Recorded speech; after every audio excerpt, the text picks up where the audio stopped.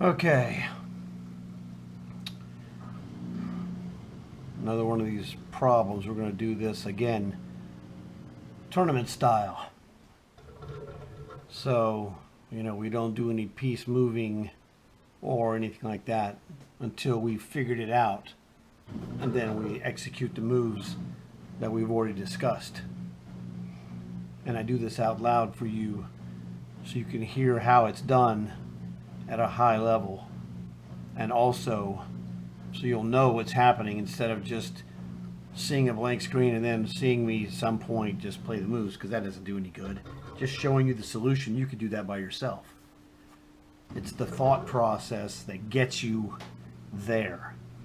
So basically, we don't have a lot to do here. He's threatening to take our queen. That freak is also, is also an exchange and ahead, so he's winning. We got to cash in or else.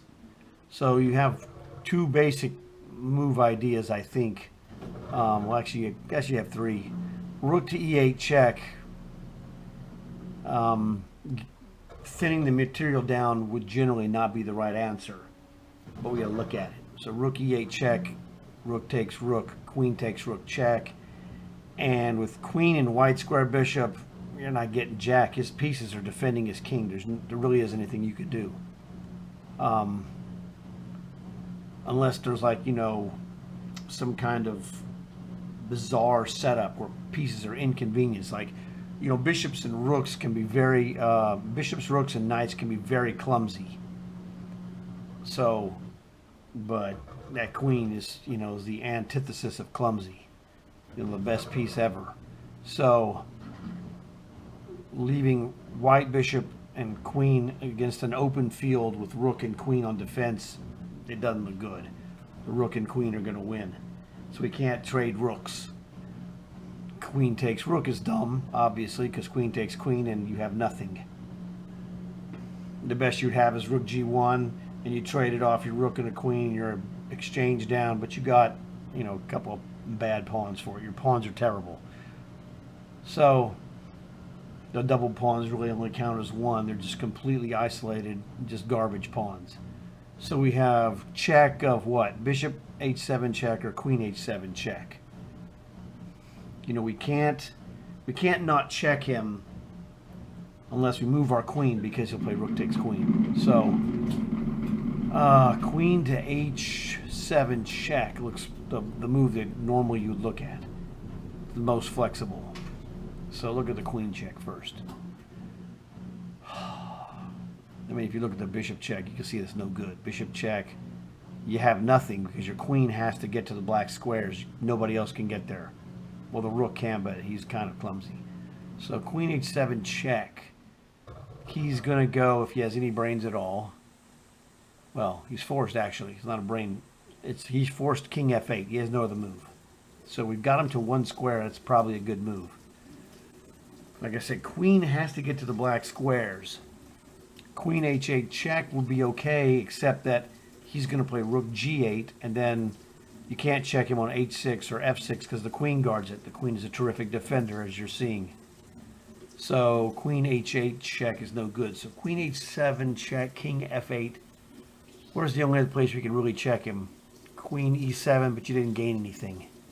You're not gaining anything with queen e7 check. He goes king g8, and then, or you could check him again on the same square. So you're admitting that you didn't know what you were doing. It didn't work, so that's okay. You got a perpetual check. You cannot lose just by checking him on h7 and e7. So that's Magnus Carlsen over there. You'd be looking, hey, if I get a draw with him, that's pretty outstanding. Okay, but against some other guy that we don't know, we want to get him.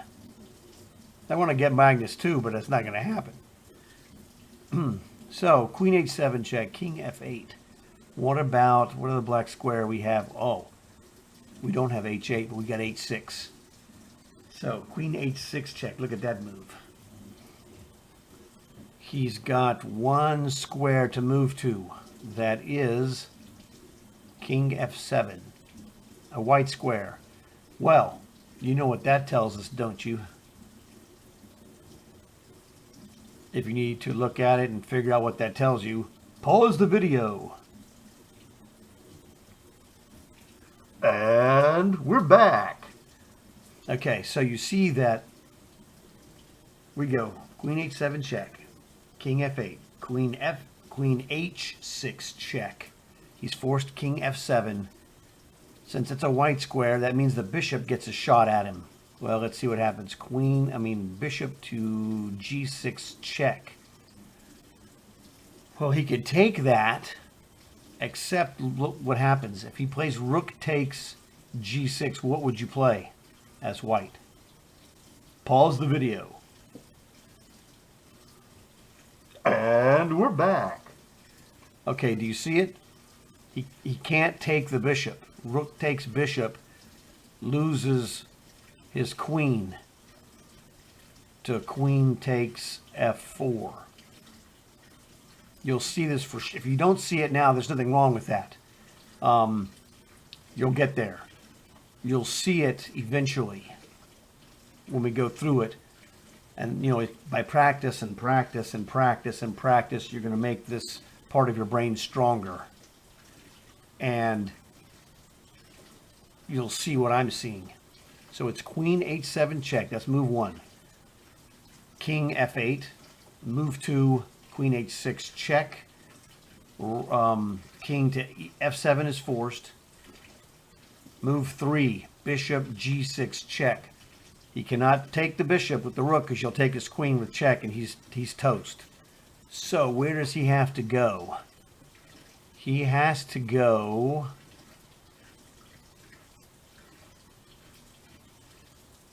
bishop king to G8.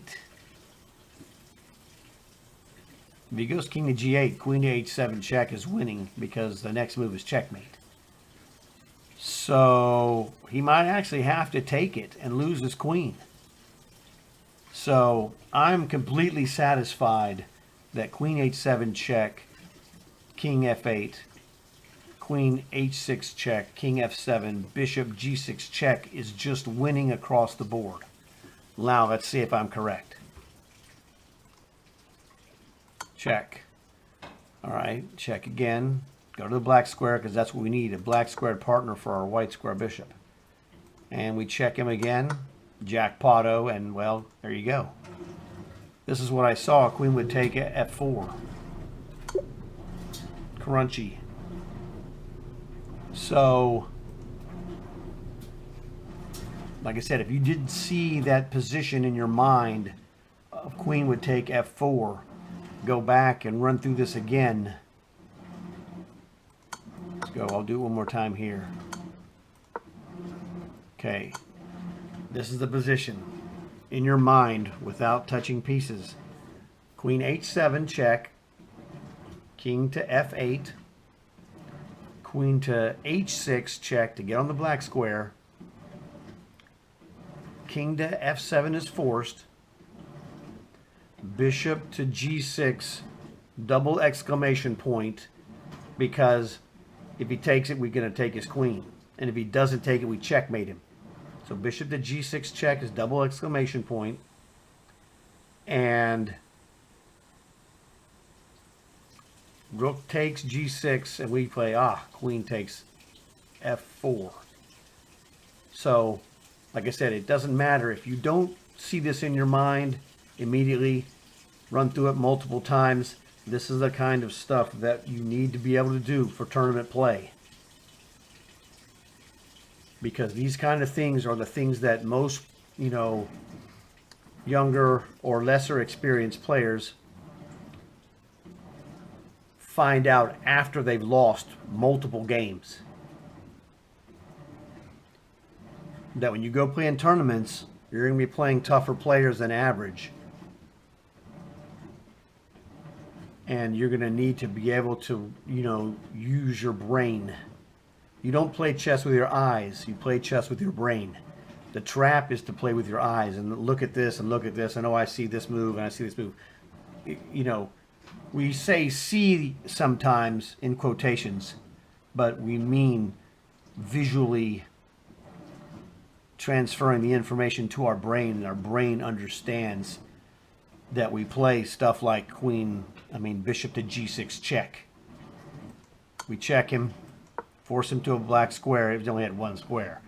So generally when you're playing a move like this, when the guy has one possible retreat, you're on the right track. Check. Again, he has only one square. The e-file is covered by the rook. He only has, well, he has two squares. Okay, king f7 isn't forced. King g8 is possible. But losing. Yeah, he loses. King g8 is terrible. You can play bishop to h7 check. And it gets to the same thing. When he goes to f7, you're going to hit him with bishop g6. The key thing is bishop g6 is the winner. If he goes king g8, we hit him with bishop h7, because if he goes in the corner, good grief, Charlie Brown, we're just going to checkmate him. He goes in the corner, bishop to g6 check, king to g8, queen checks, he goes here, and queen to... No, that's actually not correct. King to g8, hang on a second. King to g8, bishop to h7 check, king into the corner. That has got to be just beyond terrible. I'm thinking bishop g6 is the right move. Bishop g6 check, king g8 again. Check there. Ah, yes. Bishop g6 check, king to f8, queen to h8 check. And if he plays rook to g8, we just play queen takes rook. He's checkmated. I'm not crazy. I knew this was good. Okay, king f7, double exclamation, cruncher. That's the crunch move. This is the move you have to see, where he's essentially, he's not uncapturable, but if he captures them, he loses his queen. It's the same difference. Because if he moves king to g8, we go check on h7. He's forced to go to f8. We check him. That's checkmate. King f8. King g8. Queen checks. King f8. Queen here is mate. The queen guards the black squares. The rook guards this. The bishop guards that. That's checkmate. So we got him. So this one, run through this one multiple times, and then come back and do it again later, just to see if you can remember what it was, and test your ability to remember or learn what happened. See if you can see it, because this is a super important skill that you must develop as a tournament chess player. The ability to, visualize these 3 and 4 move combos will tremendously increase your results. I mean, tremendously. So, hope you enjoyed this one. You guys know what to do. Talk to you later.